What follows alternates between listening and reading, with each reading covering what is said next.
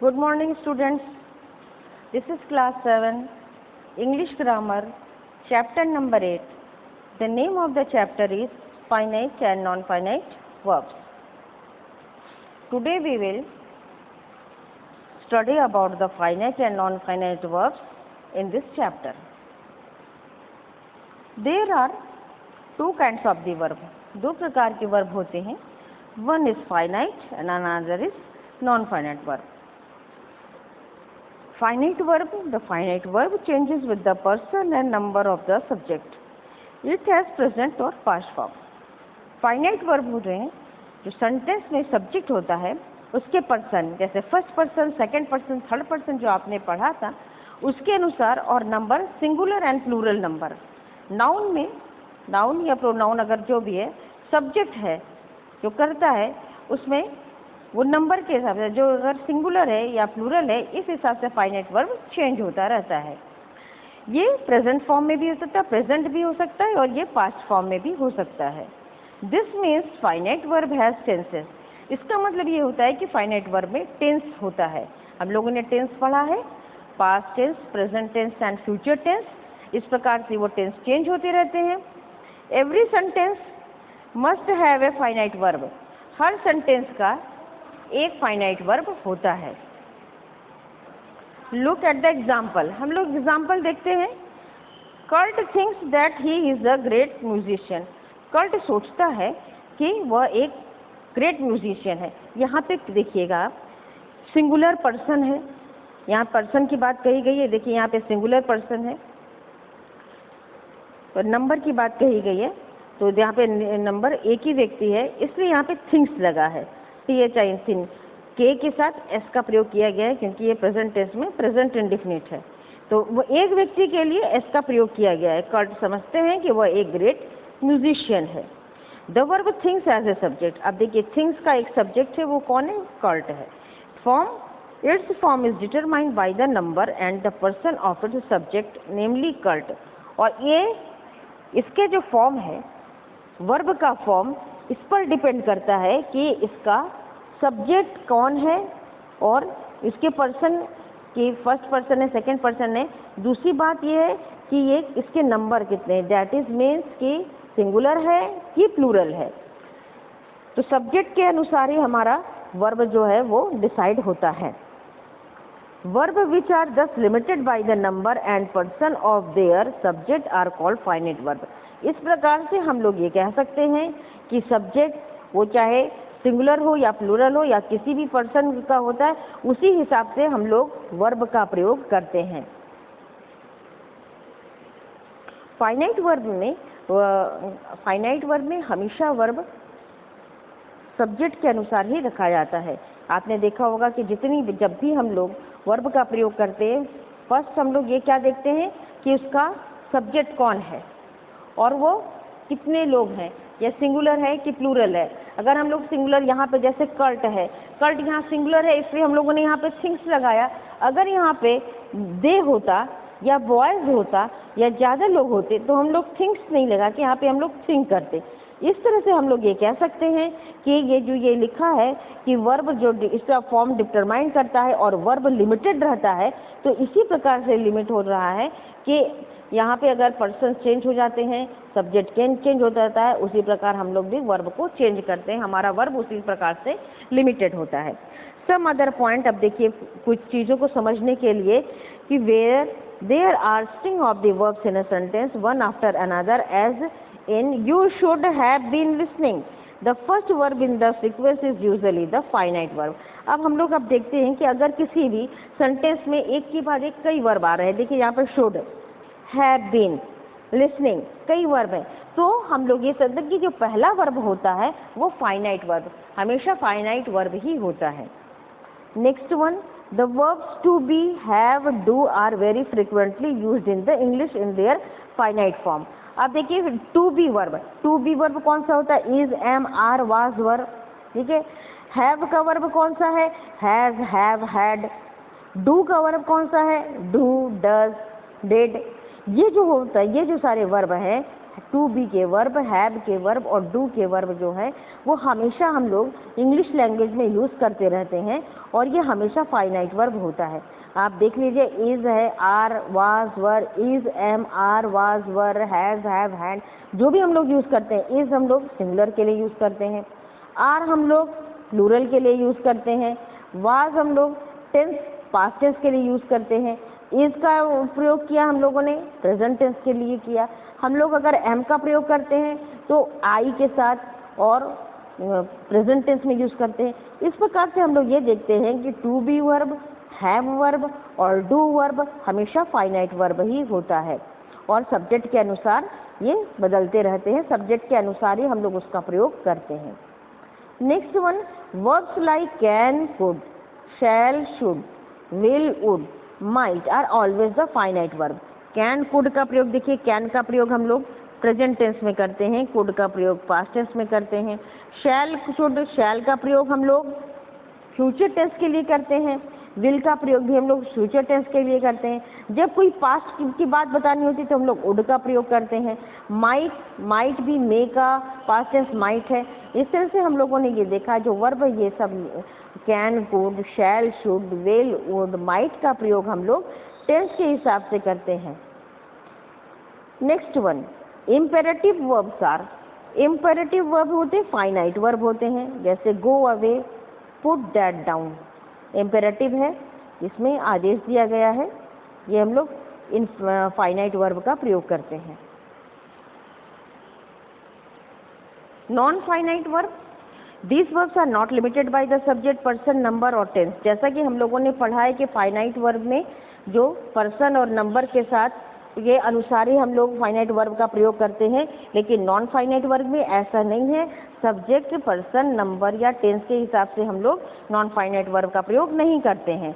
Typically they are infinitive form, ये infinitive form होते हैं जो टू या टू के बिना हम लोग उसे यूज़ करते हैं, जैसे टू गो भी लिख सकते हैं या गो भी लिख सकते हैं। इस प्रकार से हम लोग नॉन फाइनाइट वर्ब का प्रयोग करते हैं।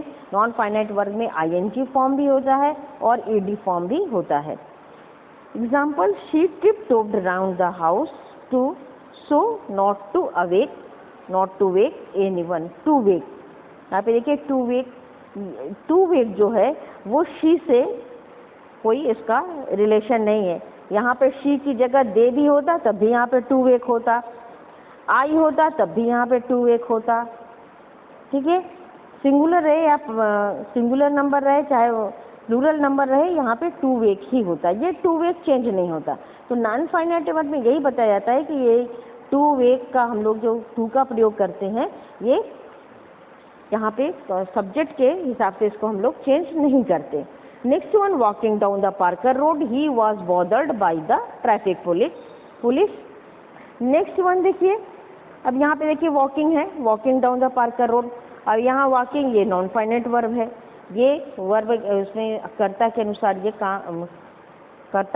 ये चेंज नहीं होगा। Arrested last night, he is in the jail, यहाँ पे arrested word non finite verb है। तो बढ़ेंगे, in the sentence given above the words to wake, walking and arrested are not link to the sentence. ये देखिए मैंने अभी आपको बताया ये तीनों वर्ड जो हैं वो सेंटेंस के कर्ता या सब्जेक्ट से कोई भी लिंक नहीं है। Although non finite verb walking in the sentence two shows the continuous tense, हालांकि यहाँ पे जो वॉकिंग लिखा हुआ है ये हम लोग को कंटिन्यूअस बता रहा है, चल रहा। जब हम लोग कंटिन्यूअस टेंस लिखते हैं तो हम लोग वर्ब के साथ आईएनजी जोड़ देते हैं। But the sentence is in simple past, लेकिन अगर हम लोग सेंटेंस को आगे देखते हैं तो यहाँ क्या है, सिंपल पास्ट में सेंटेंस है। Because main verb was bothered, अब मेन वर्ब क्या है, मेन वर्ब तो यहाँ पे बॉदर्ड है। Show the simple past tense, इसलिए ये हमें बताता है कि सिंपल पास्ट टेंस है, लेकिन क्योंकि ये नॉन फाइनाइट वर्ब है वॉकिंग, इसका अब लोगों का सब्जेक्ट के साथ कोई भी लिंक नहीं है। Now look at some more example to understand, अच्छे से समझने के लिए हम लोग और एग्जाम्पल देखते हैं। He is going to complete his task, he is going to, present ये प्रेजेंट कंटिन्यूअस टेंस है, ठीक है, लेकिन यहाँ पे फाइनाइट वर्ब क्या है, to complete. Michael was asked to participate in the race, यहाँ पर वाज आस्क्ड तो पास्ट टेंस में है, लेकिन ये जो है टू पार्टिसिपेट ये फाइनाइट है, इन्फिनिटिव है। टू कंप्लीट इन्फिनेटिव है और टू पार्टिसिपेट इन्फिनेटिव है। In the both sentence the verb is directly linked to the subject. In terms of the number and person show the sense. Tense be, यहाँ पे B आ रहा है, जैसे यहाँ पे इज गोइंग और was asked. Other verb form, दूसरे verb form इस सेंटेंस में है, देखिए टू कंप्लीट है, टू पार्टिसिपेट है, ये नॉन फाइनाइट है। If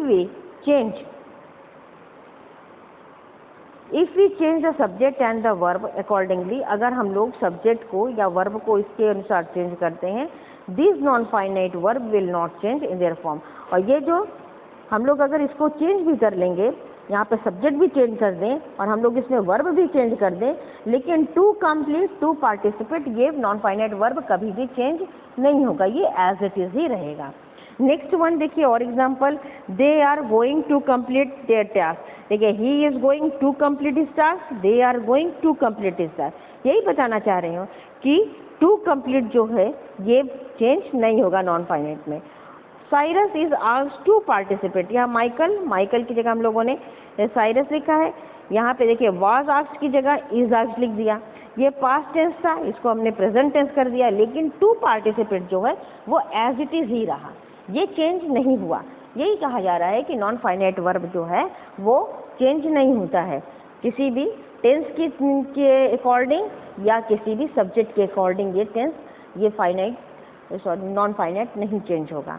next one exercise, write whether the bold verb in the is finite और नॉन फाइनाइट। आपको जो बोल्ड वर्ड है उनको पढ़ के आपको बताना है कि फाइनाइट में कि नॉन फाइनाइट में। Rania does her homework every day, finite है, ठीक है। She speaks Chinese very well, ये फाइनाइट है। यहाँ पे स्पीक्स के साथ शी लगा, यहाँ पे दे लग जाता तो स्पीक हो जाता, तो ये चेंज हो जाता, that is why it is finite. Finding the gate widely open the thief went inside. अब यहाँ पे फाइंडिंग यहाँ पर ये नॉन फाइनाइट है, क्योंकि यहाँ पे थीफ की जगह कुछ और भी चेंज आप कर दीजिए, लेकिन ये फाइंडिंग है तो यहाँ पे फाइंडिंग ही रहेगा, that is why this is non finite. He had his car cleaned, ये क्लीन्ड वर्ड है, ये नॉन फाइनाइट वर्ड है। Next one, he has a big car, has, यहाँ पे हैज जो है वो फाइनाइट है। क्यों फाइनाइट है? क्योंकि अगर यहाँ पे चेंज कर देते, ही की जगह हम लोगों ने अगर इसको लिख देता आई, या इसको मैंने चेंज करके अगर दे लिख देते तो दे के साथ क्या लगता है, हैज़ की जगह हैव लग जाता, तो फाइनाइट ये नहीं होता, क्योंकि ये हैज़ लगा हुआ है, इसके साथ चेंज होगा, सब्जेक्ट के साथ ही चेंज हो सकेगा, that is why it is finite. The proposal has been examined today, has been, this is non finite word. Types of non finite verb कितने प्रकार के होते हैं? Non finite verb are not change by the nature of the subject, जैसे हम लोगों ने अभी पढ़ा कि नॉन फाइनाइट वर्ब जो हैं वो सब्जेक्ट के साथ वो चेंज नहीं होते हैं। For this reason can never be main verb और क्लॉज और सेंटेंस, इसीलिए ये मेन वर्ब नहीं, नॉन फाइनाइट वर्ब जो हैं वो कभी भी मेन वर्ब इसीलिए नहीं होते हैं। Non finite verb often function as adjective, adverb और even noun. Non finite verb हैं वो एडजेक्टिव के रूप में भी फंक्शन काम करते हैं, एडवर्ब के रूप में भी काम करते हैं और यहाँ तक कि नाउन के रूप में भी काम करते हैं। There are 3 types of non finite verb, 3 प्रकार के होते हैं। पहला है देखिए infinitive. Infinitive are always the basic form of the verb. Infinitive जो होता है वो बेस फॉर्म होता है वर्ब का, बेस फॉर्म जैसे वर्क, प्ले, गो, स्लीप, ये बेस फॉर्म है, वर्ब का बेस फॉर्म है। Usually the infinitive preceded by to. अब आप देखिएगा कि हमेशा आप देखिए कि इन्फिनेटिव जब हम लोग लिखेंगे बेस फॉर्म के आगे हम लोग टू लगा देंगे, बेस फॉर्म के पहले हम लोग टू लगा देंगे, वो इन्फिनेटिव बन जाएगा। When the infinitive proceeded by the to we call it full infinitive और इन्फिनेटिव। हम लोग जब बेस फॉर्म या रूट फॉर्म जिसको कहते हैं, रूट वर्ब के साथ हम लोग टू लगा देते हैं तो वो इन्फिनिटी बन जाता है, जैसे to go, to sleep, to run, to play, तो इसे हम लोग कहते हैं फुल इन्फिनेटिव। एग्जाम्पल देखिए, to type is a real skill, to win prize is my dream, this is the best software package to improve productivity, they want you to speak यहाँ पे देखिए वर्ब के साथ, वर्ब के root form के साथ to का प्रयोग किया गया है। This is infinitive. Sometimes we use infinitive form without to. कभी कभी हम लोग इन्फिनेटिव का प्रयोग बिना टू के भी करते हैं और इसे हम बेयर इन्फिनेटिव कहते हैं। इसे हम लोग bare, it is called the bare infinitive, without to का जब हम लोग इस्तेमाल करते हैं। I didn't see anyone come into the room, she made me do it again. यहाँ पे देखिए कम, डू, ये जो है इसमें टू का प्रयोग नहीं किया गया है। नेक्स्ट आया gerund. When noun is formed from the present participle form of the verb it is known as gerund. जब नाउन हम लोग बनाते हैं प्रेजेंट पार्टिसिपल वर्ब उसका हो जाता है प्रेजेंट पार्टिसिपल, यानी कि आईएनजी। प्रेजेंट फॉर्म में आईएनजी लगाते हैं तो ये प्रेजेंट पार्टिसिपल हो जाता है, जिसे हम लोग जेरेंट कहते हैं। This is another ING form का वर्ब है जो एग्जैक्टली प्रेजेंट पार्टिसिपल की तरह लगता है, लेकिन but different function in the sentence, लेकिन सेंटेंस में अलग प्रकार से ये काम करता है। ये दिखेगा आपको प्रेजेंट पार्टिसिपल के रूप में, लेकिन सेंटेंस में अलग प्रकार से इसका फंक्शन होता है। जेरेंट एज ए नाउन और noun phrase that can act as a subject in the sentence. The dancing is very healthy fast time, eating too much made me sick. अब यहाँ पे देखिए डांसिंग और ईटिंग ये Geraint के रूप में प्रयोग हुआ है सेंटेंस में, लेकिन हम लोग को देखने से ये डांसिंग अगर कहें तो ये प्रेजेंट पार्टिसिपल की तरह है। Participle, when a word is formed from a verb and that can be used as an adjective, it is known as participle. There are three kind of the participles. अब देखिए participle क्या होता है, जब किसी वर्ड को verb में उसको एडजेक्टिव की तरह हम लोग यूज करते हैं तो ये पार्टिसिपल कहलाता है। और तीन प्रकार का पार्टिसिपल होता है। पहला है प्रेजेंट पार्टिसिपल जिसमें आईएनजी लगता है, जैसे his typing speed was less than ideal. Sitting here I can see the traffic passing by. तो यहाँ पे देखिए प्रेजेंट पार्टिसिपल लगा, आईएनजी लगा है। दूसरा पास्ट पार्टिसिपल होता है जो हमेशा ईडी, ईएन या टी के साथ खत्म होता है। Past participle is generally not though not strictly in the passive voice. जैसे देखिए written in court between the 1660 and 1669 the diary of the Samuel Pepys was first publish in the 1825। यहाँ पे रिटन इन द कोर्ट ये past participle के रूप में use हो रहा है। Next one sacred by dogs. यहाँ पे सैक्रेड नहीं होगा, यहाँ पे स्केयर्ड होगा। स्केयर्ड बाय डॉग्स ही रैन अवे। स्केयर्ड माने डर गया, वो डर के भागा। This is not sacred. Scared वो डर, कुत्तों से डर के वो भाग गया। नेक्स्ट द परफेक्ट पार्टिसिपल आता है, indicate the complete action. Perfect का मतलब होता है काम पूर्ण रूप से खत्म हो चुका है। You find form the perfect participle by putting present participle having in front of the past participle. उसके पहले आप लोग हैविंग लगा देंगे पास्ट पार्टिसिपल के पहले। जैसे having typed the letter, she went home. Having studied for the exam, Mike went to the play football. यहाँ पे देखिए टाइप ये जो है परफेक्ट पास्ट पार्टिसिपल के पहले हैविंग लगा है, स्टडीड के पहले हैविंग लगा है। Exercise identify, right the type of the non finite and in case is gerund, infinitive है कि पार्टिसिपल है। Steve hurt his on playing tennis, participle. He lacked strength to resist लिखा है, इन्फिनेटिव हो गया। He had been all night attending the imam, gerund हो गया, ये नाउन की तरह काम कर रहा है। They ran screaming out of the room, participle हो गया। They asked me to bring, infinitive है। To wait seemed foolish when decisive action was required, infinitive। Next exercise comes with the following exercise is a gerund infinitive form of the indicative word। यहाँ पे bracket में कुछ word है, आपको समझ के लिखना है कि यहाँ पे आप उसको जेरेंट बनाएंगे, इन्फिनेटिव बनाएंगे। She refuse to listen to her father.